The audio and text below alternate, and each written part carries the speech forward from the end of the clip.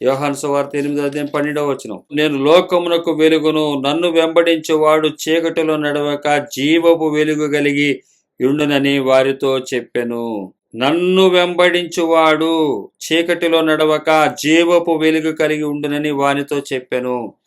వాడికి చీకటిలో నడవడు, జీవపు వెలుగులో ఉంటాడు. కాబట్టి ఆయన దేవుడు మొదటగా ఏమై ఉన్నాడు? వెలుగై ఉన్నాడు. మనము చీకటి. ఆయన నన్ను వెంబడించిన ఎడలా చీకటిలో నడవక జీవపు వెలుగు కలిగి ఉండునని వారితో చెప్పాను. నేను లోకమునకు వెలుగును. ఇప్పుడు యేసుక్రీస్తు వారు అధికారాన్ని పొందుకున్నటువంటి యేసుక్రీస్తు వారు లోకానికి వెలుగు. ఆయన ఆ యేసుక్రీస్తు వారు చెప్తున్నటువంటి మాట, నేను లోకమునకు వెలుగై ఉన్నాను. దేవుడు వెలుగు, ఆయనందు చీకటి ఎంత మాత్రమును లేదు. ఆయనతో కూడా సహవాసము గలవారమని చెప్పుకొని చీకటిలో నడిచిన ఎడల మనం అబద్ధమాడుచు సత్యమును జరిగింపకుందుము. ఒకవేళ మేము వెలుగులోనే ఉన్నాము, మేము వెలుగే అని చెప్పి మీరు సహవాసము గలవారమని చెప్పి చీకటిలో నడిచిన ఎడల, ఒకవేళ చెబితే సరిపోదు, మీరు చీకటిలో నడిస్తే, వెలుగుని వెంబడిస్తే చీకటి పోతుంది. కానీ మీరు వెలుగుని వెంబడిస్తున్నాము అని చెప్పి చీకటిలో నడిస్తే అబద్ధం ఆడుతున్నారు. కాబట్టి సత్యమును జరిగింపకొందురు. సత్యము జరిగించకుండా ఉన్నటువంటి వారిగా ఉంటారు. సత్యమును జరిగించాలి. సత్యమును జరిగించాలంటే సత్యమును జరిగిస్తున్న వాడు చీకటిని తరుముతాడు, చీకటి పారిపోతుంది. సత్యమును జరిగించకుండా ఉండటం అంటే చీకటిలో నడుస్తూ ఆ వెలుగులో ఉన్నానని చెప్పటం వల్ల అబద్ధము ఆడుతున్నాడు. అలాగే అబద్ధం ఆడేవాడు ఎట్లాగున్నాడు? సత్యమును జరిగించట్లేదు. అంటే అబద్ధాలు ఆడేవాడు పైకి చెబుతున్నాడే గాని సత్యమునకు జరిగింపకున్నాడు. సత్యమును జరిగింపకుందుము. సత్యమును జరిగింపకుందుము. ఒకవేళ మనము వెలుగులో నడుస్తున్నామని చెప్పి చీకటిలో నడిచినట్లే అయితే అబద్ధం ఆడుచు సత్యమును జరిగింపకుందుము. అంటే మనం సత్యము జరిగిస్తూ ఉన్నప్పుడు చీకటి వెళ్ళిపోతుంది. కానీ సత్యమును జరిగించకుండా వెలుగులో నడుస్తున్నానని చెబితే అది సత్యమును జరిగించకుండా ఉన్నట్లు అవుతుంది. అయితే అది ఎట్లాగా? వెలుగులో నడిచేవాడు ఎలాగుండాలో, వెలుగులో నడటం వల్ల ఏం జరుగుతుందో ఇక్కడ మనకి 7వ వచనం రాయబడుతుంది. యోహాను గారు రాసినటువంటి మొదటి పత్రిక 1వ అధ్యాయం 7వ వచనం. అయితే ఆయన వెలుగులోనున్న ప్రకారం మనమును వెలుగులో నడిచిన ఎడల మనము అన్యోన్య సహవాసము గలవారమై ఉందుము. అయితే ఆయన వెలుగులోనున్న ప్రకారము మనమును వెలుగులో నడిచిన ఎడల, ఆయన వెలుగులో ఉండి మనము ఆ ప్రకారము వెలుగులో నడిచిన ఎడల మనము, అంటే ఆయన వెలుగులో ఉండి వెలుగులో నడిస్తే ఏం జరుగుతుంది? పైకి మనం ఏమి గుర్తుపట్టగలము? వాటిని ఎలా గుర్తుపట్టచ్చు? మనం అన్యోన్య సహవాసం గలవారమై ఉంటాము. వెలుగును జరిగిస్తున్న వాడు ఎలాగుంటాడంటే అన్యోన్య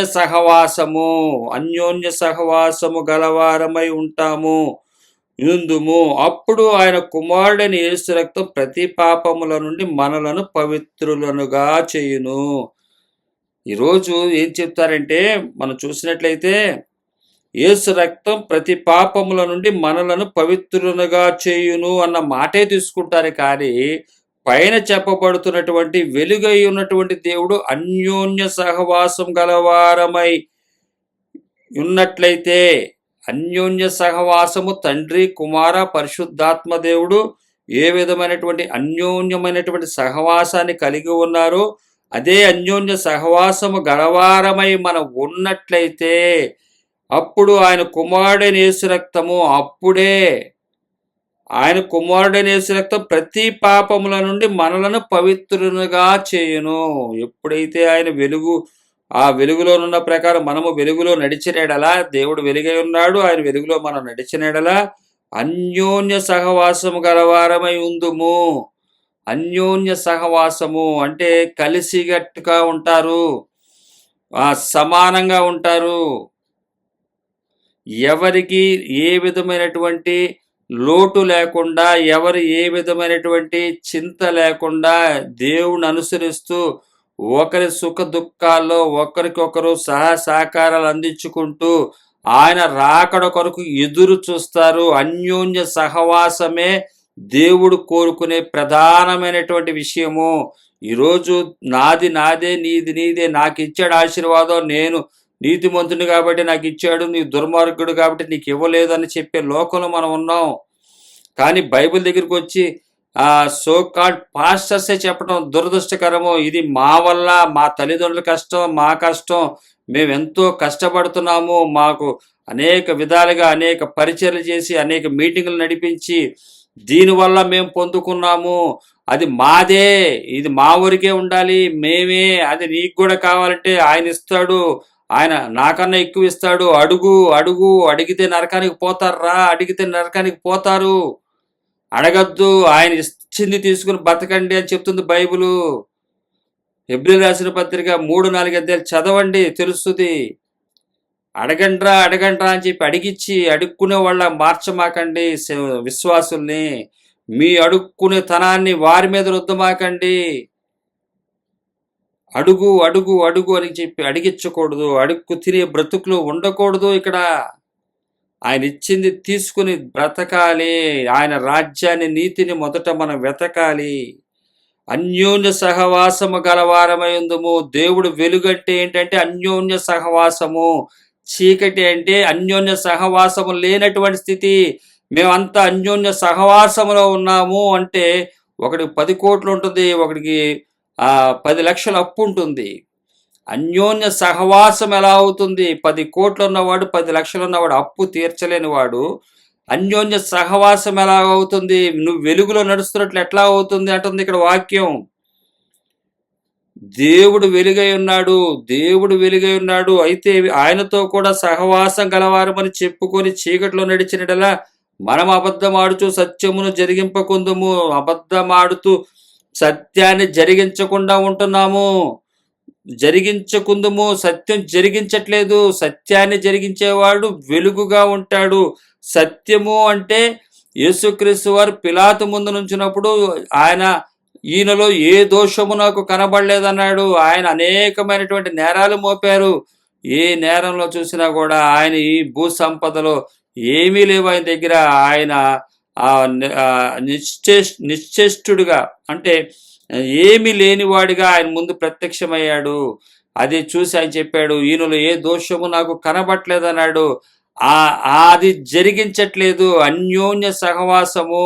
ఆయన తన సహోదరుల కోసం, మన కోసము సమస్తాన్ని వదిలి ఆయన రక్తాన్ని ఇవ్వటానికి నిలబడి ఉన్నటువంటి సత్యం అది జరిగించకుండా ఉంటాము. అన్యోన్య సహవాసము కలిగిన వారమై ఉంటేనే, ఆయన అన్యోన్య సహవాసముతోనే మనలను విమోచించాడు. ఆయన వెలుగుగా ప్రేమ కలిగి చూపించినటువంటి విషయాన్ని మనం గుర్తుపట్టాలి.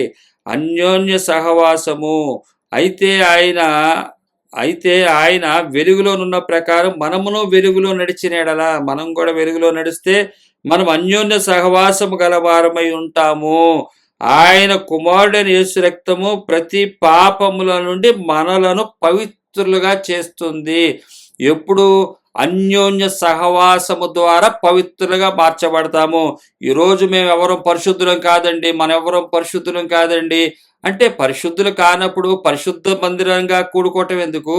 పరిశుద్ధ మందిరంగా ఇది పరిశుద్ధ మందిరం, పరిశుద్ధ గ్రంథాన్ని ఆచరిస్తున్న మందిరం అని ప్రకటించుకోవటం ఎందుకు? మనం పరిశుద్ధులం కాదు, కానీ ఆయన పరిశుద్ధుడు. ఆయన ఒక విధేయతతోటి తండ్రి చెప్పిన మాటని విని, ఆ తండ్రి ఏదైతే వెలుగులో నడవమని చెప్పాడో అదే వెలుగులో నడుస్తూ, నా వెలుగుగా ఉన్నటువంటి ఆయన తండ్రి మాట వింటూ అన్యోన్య సహవాసముతోటి తండ్రి, కుమారుడు, పరిశుద్ధాత్మ కలిసి ఈ భూమిలో తమ యొక్క ఆధిపత్యాన్ని జరిగించారు. మనము కూడా ఈ ఆధిపత్యాన్ని జరిగించాలి. అన్యోన్య సహవాసము ఎలాగుంటుందో తండ్రి, కుమార, పరిశుద్ధాత్మ ద్వారా మనకు అనుగ్రహించబడినటువంటి వర్తమానం చేత మనం గ్రహించగలుగుతాము. గ్రహించాలి. గ్రహించిన వాడే వెలుగులో నడిచిన వాడవుతాడు. అటువంటి వాడే సత్యమును జరిగిస్తాడు. జరిగించినప్పుడు సత్యమును జరిగించినప్పుడు సమానత్వం ఉంటుంది. అందరూ కూడా ఏకభావము, ఏక మనస్సుతోటి ఏకతాటి మీద నడుస్తూ భూమి మీద మంచి కుటుంబంగా ఏర్పడతారు, మంచి సంఘంగా ఏర్పడతారు, సహవాసంగా ఏర్పడతారు, లోకానికి వెలిగిచ్చేవారుగా ఉంటారు. తమకు తామే ధనాన్ని సంపాదించుకున్నవాడు స్వార్థపరుడు, దుష్టుడు, దుర్మార్గుడు అని చెప్పి ఇక్కడ దేవుని వాక్యం తెలియజేస్తుంది. పవిత్రత రాదు. చీకట్లోనే నడుస్తున్నాడు వాడు, కానీ కనబడుతుంది ఎక్కడంటే వెలుగు సంబంధిని అని చెప్పుకుంటున్నాడు. వెలుగు దూత వేషం వేసుకుంటుందంటే అపవాది. అదే విధంగా వీరి నడక కూడా అంతే. మాకే ఇచ్చాడు దేవుడు, మాదే ఇదంతా, మా కష్టం, మా కష్టార్జితం, ఇక ఎవ్వరిది కాదు ఇది, దీనికి ఎవరికి సంబంధం లేదని వాస్తవమే. ఎవరి కష్టార్జితం వారిదే కాదని అంటలేదు. ఇది లోకరీత్యా క్రైస్తవ జీవితం అంటే అన్యోన్య సహవాసము. తండ్రి, కుమార, పరిశుద్ధాత్మ దేవుడు ఏదైతే చూపించాడో ఆ ఏకత్వాన్ని మనము చూపించాలి. అదే సంఘము అవుతుంది. అదే దేవుడు మెచ్చుకునే సంఘము. ఆయన కృపా కీర్తికి మహిమ తెచ్చే సంఘం అవుతుంది. ఆయన కృపకు మహిమ తీసుకొచ్చేవారు సంఘం అది అవుతుంది. అన్యోన్య సహవాసము కలవారే ఉండాలని ఒకటి తండ్రి, కుమారుడు, పరిశుద్ధాత్మ దేవుడు, ఈ ముగ్గురు ఏకమై ఉన్నటువంటి వారిని చూసి మనకి చెప్తున్నటువంటిది అన్యోన్య సహవాసము మీరు కలిగి ఉంటేనే యేసు రక్తము ప్రతి పాపముల నుండి మనలను పవిత్రులుగా చేయును. యేసు రక్తం ప్రతి పాపముల నుండి మనల్ని పవిత్రులుగా చేయునని చెబితే సరిపోదు. పైన చెప్పబడుతున్నటువంటి అన్యోన్య సహవాసము మనలో ఉన్నప్పుడే పవిత్రులుగా మార్చబడగలుగుతాము. పరిశుద్ధులము కాదు, పరిశుద్ధులంగా మార్పులోకి రావాలి కదా. స్నానం చేయలేదు, మురికి గుంట్లో పడ్డాము. అందరూ మురికి గుంట్లో పడ్డారు, కానీ మురికి గుంట్లో నుంచి తీయబడినటువంటి తర్వాత శుద్ధి చేసుకున్నవాడు వాడు అప్పుడు బురద ఉన్నంతసేపు వాడు పరిశుద్ధుడు కాదు. ఎప్పుడైతే వాడు స్నానం చేయబడ్డాడో పరిశుద్ధుడిగా మార్చబడుతున్నాడు. మనం కూడా అంతే మార్చబడుతున్నాము. ఆయన రాకడకు సిద్ధపడుతున్నాము. మురికి గుంటలో లేని మనం ఇప్పుడు ఉన్నట్లయితే ఒంటి నిండా బురదతో ఉన్నట్టు వారు అవుతాము. కాబట్టి ఇక్కడ తెలియపరచబడుతున్నటువంటి మాట ఏంటంటే అన్యోన్య సహవాసం ద్వారా పరిశుద్ధపరచబడతాం, పవిత్రపరచబడతాము. యేసు రక్తం ప్రతి పాపముల నుండి మనలను పవిత్రులుగా చేస్తుంది. అన్యోన్య సహవాసమే అన్నదే ఈ యోహాను గారు రాసిన మొదటి పత్రిక మనకి సారాంశము. ఈ అన్యోన్య సహవాసము, ఆ సహవాసము ద్వారానే మనందరం కూడా విమోచింపబడతాము. పరిశుద్ధుడు వెలుగై ఉన్నటువంటి దేవుడికి మనము కూడా ఆయనను దర్శించగలము, ఆయనతో పాటు నిత్యము ఉండగలము. పరిశుద్ధుడి దగ్గర అపవిత్రులు ఎలాగుంటారు, అబద్ధ ధనాన్ని దాచుకున్నవాడు ఎలాగుంటాడు, అబద్ధ ధనాన్ని పెంచుకున్నవాడు ఎలాగుంటాడు గుర్తుపట్టండి. చిన్న విషయమే. దీన్ని గుర్తుపట్టక ఈరోజు అనేకులు సేవకులే 99% వారే నశించిపోతున్నారు. మరి ఏ వాక్యం అర్థమైందో వారికి నాకు అర్థం కావట్లేదు. ఇక్కడ చెప్పబడుతున్నటువంటి వాక్కుని మీరిపోతున్నారు. యేసు రక్తం ప్రతి పాపముల నుండి ఊరికే పవిత్రపరచదు, అన్యోన్య సహవాసము చేతనే ప్రతి పాపముల నుండి మనలను పవిత్రులుగా చేస్తుంది. అన్యోన్య సహవాసము లేకపోతే ఎట్టి పరిస్థితుల్లో పవిత్రులము కాలేము. అందుకని చెప్తున్నాడు 3వ అధ్యాయము 17వ వచనంలో అన్యోన్య సహవాసము ఎలా వస్తుందంటే, అన్యోన్య సహవాసాన్ని పోగొట్టుకుంటున్న వారు ఎలా ఉంటారంటే ఈ లోకపు జీవనోపాధి గలవాడై ఉండి తన సహోదరునికి లేమి కలుగుట చూచియు అతని ఎడల ఎంత మాత్రమును కనికరం చూపని వాని యందు దేవుని ప్రేమ ఎలాగూ నిలుచును. అన్యోన్య సహవాసం లేకుండా ఎలాగ వస్తుంది దేవుని ప్రేమ? ఈ లోకపు జీవనోపాధి గలవాడై ఉండి, అంటే బాగా సమృద్ధి కలిగి ఉండి తన సహోదరునికి లేమి కలుగుట చూచియు అతని ఎడల ఎంత మాత్రమును కనికరం చూపని వాని యందు దేవుని ప్రేమ ఎలాగూ నిలుచును. ఈరోజు వచ్చే క్వశ్చన్ ఏంటంటే, నీ ఇష్టం వచ్చినట్టు ఖర్చు పెట్టేసుకో, సంపాదించుకున్నవాడు ఇవ్వాలా, వాడు కష్టపడి సంపాదించుకుని దాచుకుంటే అది నీకు ఇవ్వాలా అంటున్నటువంటి వారే ఉన్నారు క్రైస్తవుల్లో. వాళ్ళెంతో కష్టపడి సంపాదించుకుంటే మీరు ఏ కష్టం లేకుండా, ఏ శ్రమ లేకుండా, ఏమి లేకుండా బతుకుతూ మీకు వాళ్ళు ఇవ్వాలా? ఇది ఎక్కడ న్యాయము అని అడుగుతున్నారు. కానీ ఇక్కడ తండ్రి కుమార పరిశుద్ధాత్మ దేవుడు ఏ న్యాయం ప్రకారం మనలను విమోచించాడు, ఏ న్యాయ ప్రకారం మనలను ఒక ఆర్డర్లో తీసుకొచ్చాడు, ఆయన ప్రేమ చూపించాడు. తండ్రి కుమార పరిశుద్ధాత్మ దేవుడు ఏకీభవించారు. తండ్రి మనలను ప్రేమించి కుమారుని పంపించాడు. ఆ కుమారుని ద్వారా మనకు రక్షణ అనుగ్రహించబడింది. తండ్రి మాట విని వచ్చి ఏ యోగ్యత లేనటువంటి మనకు, అయోగ్యమైపోయినటువంటి మన కొరకు ఆయన రక్తాన్ని చిందించాడు. అయితే ఆయన చెప్తున్నాడు, ఇది మీకు రక్తాన్ని చిందించి ప్రతి పాపంలో నుండి పవిత్రులుగా చేస్తాను అన్నాడు. అయితే మీరు చేయాల్సింది ఏంటంటే అన్యోన్య సహవాసం మీరు కలిగి ఉండాలి. మీరు ఎప్పుడైతే అన్యోన్య సహవాసం కలిగి ఉంటారో పవిత్రులుగా మార్చబడతారు. యేసు రక్తం ప్రతి పాపముల నుండి పవిత్రులుగా చేస్తుంది. కాబట్టి ఈ లోకంలో ఉన్నటువంటి వారందరూ కూడా ఆ క్రీస్తుని అంగీకరించి సంఘంగా ఏర్పడిన వారందరూ కూడా ఐక్యతతో ఉండాలి. ఈరోజు సంఘాల్లో సంఘ కాపర్లే తెలియపరుస్తుంటారు, మీరు ఎవరికి డబ్బులు ఇమ్మాకండి, ఎవరికి ఏమి ఇమ్మాకండి, ఏమనుంటే చర్చికే ఇచ్చేయండి, ఏమనుంటే మాకే ఇవ్వండి, మేమే పరిశుద్ధులము, మేమే పవిత్రులము, మేమే న్యాయకర్తలము, మేమే గొప్పవాళ్ళం అని చెప్పుకుంటున్నారు. తప్పది. సంఘానికి తెలియపరచాల్సింది అన్యోన్య సహవాసాన్ని కలిగి ఉండండి. మీకు ఉన్నప్పుడు ఇవ్వండి, వారు ఇస్తారని మీరు ఆశ పెట్టుకోకండి. ఉన్నప్పుడు మీకు లేనప్పుడు వారు కాకుండా వేరే ద్వారానే మీకు సహాయం అందుతుందన్నదే బైబిల్ చెప్తుంది. అదే చెప్పాల్సిన వారే ఉన్నారు, కానీ అది చెప్పరు. ఎంతసేపు మాకిస్తే చాలు, దేవుడికి ఇచ్చినట్లే, ఇక త్రూ గాడ్కి వెళ్ళిపోయినట్టు, పరలోకానికి వెళ్ళిపోయినట్టుగా, ట్రాన్స్ఫర్ అయిపోయినట్టుగా మాట్లాడతారు. తప్పది.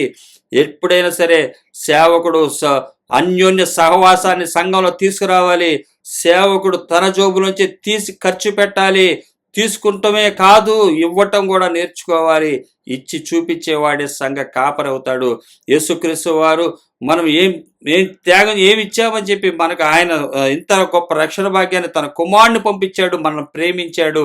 అన్యోన్య సహవాసం అంటే ఏంటో యేసుక్రీస్తు వారు ద్వారా చూపించాడు. తండ్రి అనేటువంటి దేవుడు తండ్రి యొక్క ప్రేమ ఏంటో కుమారుడైన యేసుక్రీస్తు వారు చూపించారు. ఒక్క మాట కూడా అనలేదు, ఓర్చుకున్నాడు. ఓర్చుకుని ఆ సమస్తాన్ని ఆయన త్యాగం చేసి చివరి రక్తం పొట్టు వరకు కూడా ఆయన ఏ కోశాన కూడా ఆటంకం చెప్పలేదు. అన్యోన్య సహవాసముతోటి మనలను విమోచించాడు.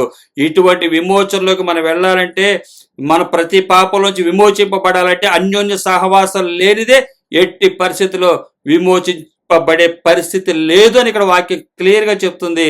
అన్యోన్య సహవాసం కలుగుట చేతనే అప్పుడు కుమారుడిని యేసు రక్తం ప్రతి పాపముల నుండి మనలను పవిత్రులుగా చేస్తుంది. లేకపోతే పవిత్రులము కాలేము, మేము పరిశుద్ధులం కాదులేండి, మేము ఇంతేనండి అంటే వారు సంపాదించడానికి అలవాటు పడిపోయారు, సంపాదనలోనే మునిగిపోయారు, కాబట్టి మేము ఇలాగే ఉంటాంలేండి అని. కానీ డైరెక్ట్గా చెప్పరు, యేసుక్రీస్తు వారిని మేము త్రోసివేస్తున్నామని. వారి క్రియలను బట్టి మనం గుర్తుపట్టచ్చు. వారు దేవుని మాటను అంగీకరించట్లేదు, ఆయన ఆజ్ఞను అనుసరించట్లేదు. వెలుగుగా ఉన్నటువంటి దేవుడి దగ్గరికి చీకటిని తీసుకుని వెళుతున్నారు. వీరు ఏం చెప్తున్నారంటే మేము వెలుగు సంబంధం అంటున్నారు. వీరు సత్యాన్ని జరిగించట్లేదు, అబద్ధం ఆడుతున్నారు. అబద్ధం ఆడుతూ మేము పరిశుద్ధులం కాదులని చెప్పుకుంటున్నారు పైకి, కానీ వారు చెప్పకనే చెబుతున్నారు వారు క్రీస్తుకి వారు సంబంధించిన వారం కాదు, ఈ లోక ధనానికి మేము బానిసలము, దాసులము అని వారు తెలియజేస్తున్నారు. అయితే వారి పాపములు క్రీస్తు రక్తము చేత ఏం కాబట్లేదు, పాపముల నుండి పవిత్రులుగా చేస్తుందా ఆ రక్తాన్ని వారు అంగీకరించట్లేదు, కానీ నోటితో వచ్చేస్తున్నారు. యేసు రక్తం ప్రతి పాపముల నుండి పవిత్రులుగా చేయునని చెబితే సరిపోదు, జరిగించిన వాడే వెలుగు సంబంధి అవుతాడు, లేకపోతే చీకట్లో నడుస్తూ అబద్ధం ఆడుతున్న వాడు అవుతాడు. అందుకని ఇక్కడ ఖచ్చితంగా రాస్తున్నాడు యోహాను గారు, దేవుడు వెలుగై ఉన్నాడు, ఆయన అన్యోన్య సహవాసం కలిగిన వారమైతేనే యేసు రక్త ప్రతి పాపముల నుండి మనలను పవిత్రులుగా చేస్తుంది. లేకపోతే పవిత్రులము కాలేము. పవిత్రులు కావాలనే పరిశుద్ధుడైనటువంటి దేవుడు పవిత్రతను ఎలాగ చూపించాడంటే అన్యోన్య సహవాసం ద్వారా చూపించాడు. ఈ అన్యోన్య సహవాసం ద్వారా అపవాది దరిదాపులోకి రాడు. ఆ మధ్యలోకి వచ్చాడంటే వాడు తట్టుకోలేడు. సహోదరుల యొక్క ఐక్యతను చూసి ఆ అపవాది అక్కడ ఉండలేడు. అపవాదిని గద్దించి పో అదే అని ఇదని గద్దించేసి వెళ్ళిపోవాడు. నీ ప్రేమ చూపించు, అన్యోన్య సహవాసం చూపించు, సంఘంలో ఉన్నవారందరూ కూడా ఐక్యంగా ఉండండి, ప్రతి ఒక్కరి అవసరాలు అక్కర తీర్చి, ఉన్నవాడు లేనివాడికి లేనివాడు, ఇంకా లేనివాడు మరలా ఉన్నవాడికి అంటే అవసరం ఉన్నవాడికి ఇవ్వటానికి ప్రయత్నిస్తూ అన్యోన్య సహవాసంతో పెద్ద కుటుంబంగా ఏర్పడాలి ఒక సంఘము. అటువంటి సంఘంలోనికి ఎట్టి పరిస్థితుల్లో అపవాది సైన్యం ఒక చుట్టుపక్కల ఎక్కడికి రాడు, తట్టుకోలేడు, మంచివాడి మధ్యలో వాడు ఉండలేడు. ఇది దేవుని వాక్యం తెలియజేస్తుంది. అన్యోన్య సహవాసము, తండ్రి కుమార పరిశుద్ధాత్మ దేవుడు ఏదైతే అన్యోన్య సహవాసం కలిగి ఉన్నారో ఆ సహవాసం కలిగి ఉన్నప్పుడు అపవాది క్రియలు ఆ చుట్టుపక్కల కూడా రావడానికి భయపడతాయి, తట్టుకోలేవు, మంచివాళ్ళ మధ్యలో ఉండలేవు. మనం చూసినట్టయితే లోకంలో చూడండి, దుర్మార్గుడు మంచివాళ్ళ మధ్యలో ఉండలేడు, మంచోడు దుర్మార్గుల మధ్యలో ఉండలేడు. అలాగే మనందరం కూడా అన్యోన్య సహవాసం వల్ల వాడిని జయించగలుగుతాము. తండ్రి కుమార పరిశుద్ధాత్మ దేవుడు ఏదైతే అన్యోన్య సహవాసాన్ని చూపించాడో ఆ సహవాసాన్ని చూపించిన వాడే క్రైస్తవుడు అవుతాడు, సేవకుడు అవుతాడు, ఆయన సేవకుడు అవుతాడు. మిగతా వాళ్ళందరూ సేవకులు కాదు, వాళ్ళు అపవాదికి చీకటికి సేవకులు. వాళ్ళు అబద్ధం ఆడుతున్నారు, సత్యాన్ని జరిగించట్లేదు. సత్యం జరిగించాలంటే అబద్ధతనం ఉండకూడదు, ముందు వారి దగ్గరే ఉండకూడదు, సేవకుల దగ్గరే ఉండి ఇంక జరిగించేది ఏంటి? వాళ్ళు సత్యం ఎక్కడ జరిగిస్తున్నారు? అబద్ధతనం వారి దగ్గరే పెట్టుకుని సత్యం జరిగిస్తున్నారు. వారు కాదు, వారు అబద్ధతనాన్ని విస్తారంగా పెట్టుకున్నవాడు అబద్ధానికి జనకుడైనటువంటి అపవాది సంబంధించిన వాడు, అబద్ధాన్ని విడిచిపెట్టిన వాడు సత్యాన్ని జరిగిస్తున్న వాడు అవుతాడు. చీకటిలో వెలుగులో ఉన్నానని చెప్పి అబద్ధాన్ని జరిగిస్తూ, చీకటిలో వెలుగులో ఉన్నానని చెప్పి చీకటి కార్యాలు చేస్తూ, అబద్ధదానాన్ని దాచుకుంటూ, అబద్ధం ఆడుతూ మరలా సత్యాన్ని జరిగించిన వాడు అవుతున్నాడు. వాడు జరిగించేవారు కాదు, వారు సత్యాన్ని జరిగించేవారు కాదు, అబద్ధాన్ని జరిగిస్తున్నటువంటి వారు అని దేవుని వాక్యం తెలియజేస్తుంది.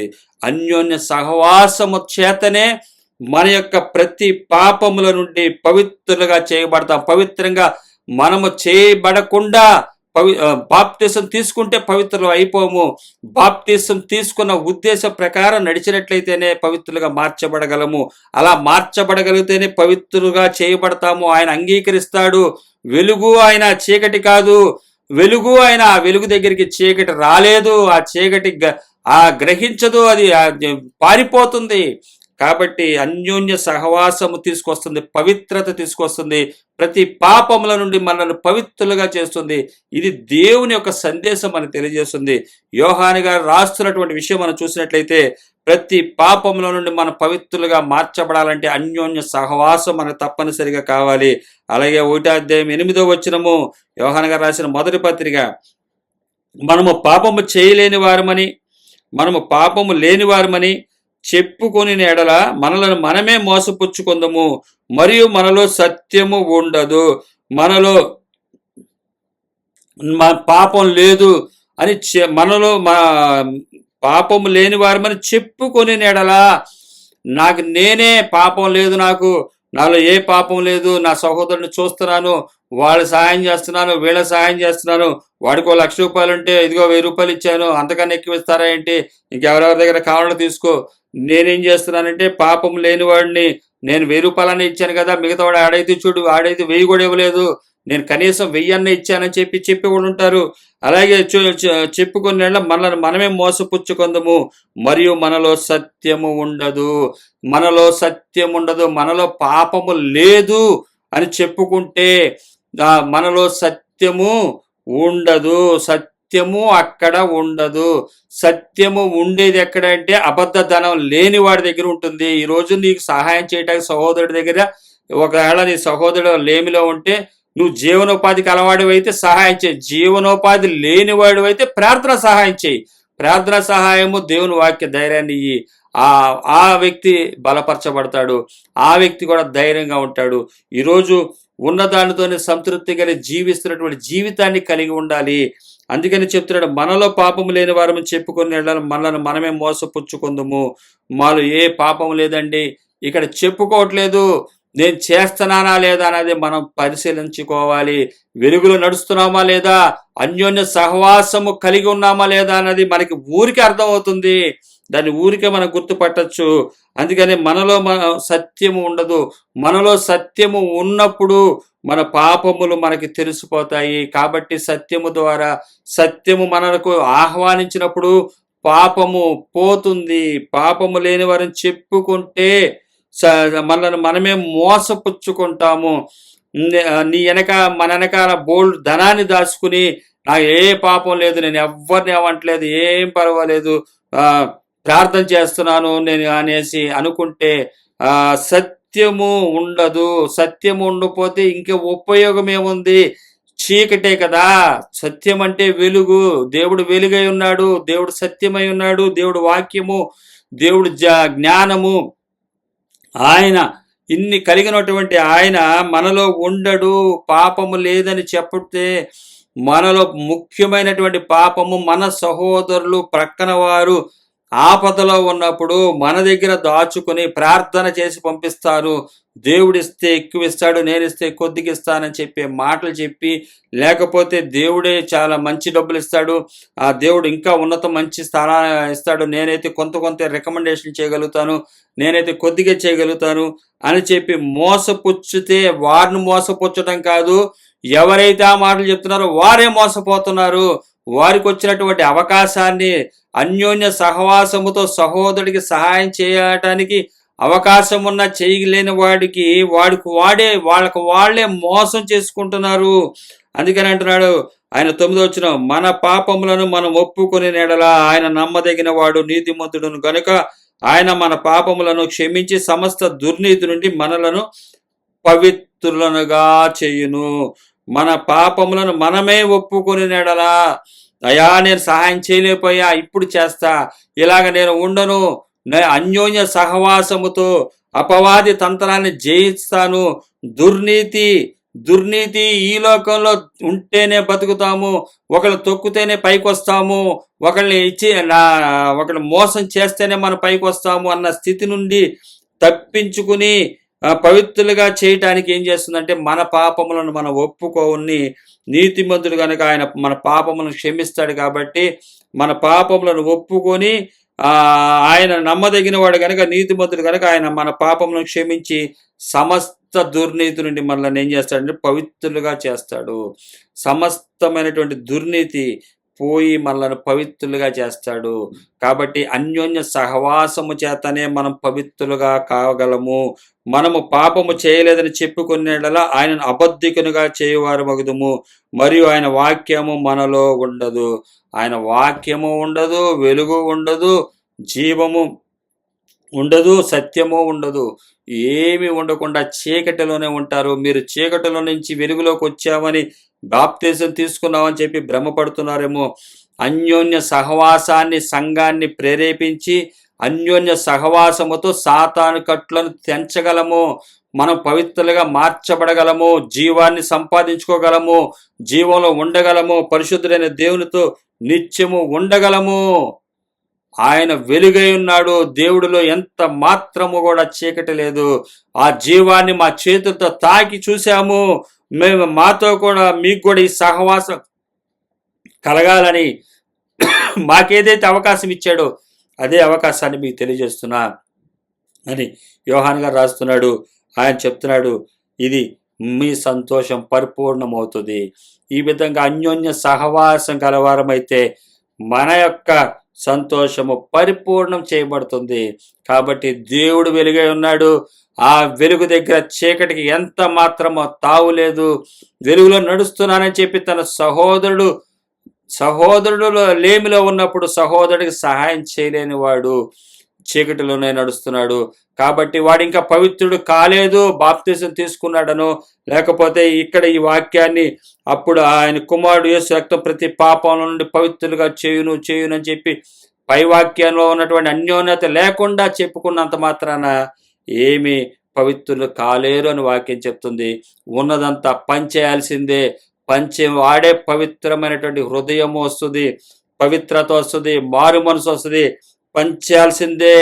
అన్యోన్య సహవాసం కలిగిన వారే ఎవరైనా సరే, ఉన్నవారైనా ఈరోజు లేకుండా తర్వాత వారికి కలిగినా సరే, ఒకరికొకరు అన్యోన్య సహవాసముతోటి, ఒకరికొకరు సహాయ సహకారాలతోటి ఒక సంఘంగా ఉండాలి. అటువంటి సంఘాన్ని ఆయన కోరుతున్నాడు. ఆ సంఘానికి అధ్యక్షులుగా మనం ఉంచాడు ఆయన. అనేకులు వచ్చి తప్పుడు ద్రోవలు పట్టిస్తారు. ఆ సంఘాన్ని చూసినట్లయితే, సంఘంలో ఈరోజు చూసినట్లయితే ఆ సంఘ కాపరికి ఇచ్చేస్తే చాలు, మిగతా అన్ని దేవుడు చూసుకుంటాడని. ఆ రోజు కూడా వాళ్ళు కూడా అదే చేశారు. కాணிకల్లో తల్లిదండ్రులు చూడకుండా కోర్బా అనేది ఒక కాணிక పెట్టి సేవకులకి ఇస్తే చాలు, తల్లిదండ్రులు చూడకపోయినా పర్లేదని చెప్పి తల్లిదండ్రులు చూడటం మానేశారంట. ఇక్కడ యేసుక్రీస్తు వారి సందర్భం మనం చూస్తాము. లూకా సువార్తలో, మార్కు సువార్తలో మనం చూస్తాము. కోర్బా అనే ఒక కానుక పెట్టి తల్లిదండ్రులకి ఇవ్వకుండా దాని ఒక ఫండ్ కింద సంఘానికి ఇచ్చేయటం, అక్కడ ఇచ్చేయటం వల్ల, పరిచర్యకు వాళ్ళకి ఇచ్చేయటం వల్ల తల్లిదండ్రులు చూడకుండా వదిలేయటం, ఇటువంటి స్థితులన్నీ కూడా మనం చూడగలం. కాబట్టి ఇక్కడ చెప్తున్నటువంటి అన్యోన్య సహవాసం ద్వారానే మన పవిత్రులుగా మార్చబడగలము. యేసు రక్తం మన ప్రతి పాపముల నుండి మనల్ని పవిత్రులుగా చేయగలదు. యోహాను గారు రాసినటువంటి మొదటి పత్రిక మొదటి అధ్యాయం మొత్తం కూడా ధ్యానించుటకు దేవుడు తన కనికరం చూపించినందుకు సర్వకంతమై యేసయ్యకి చెందిస్తున్నాను.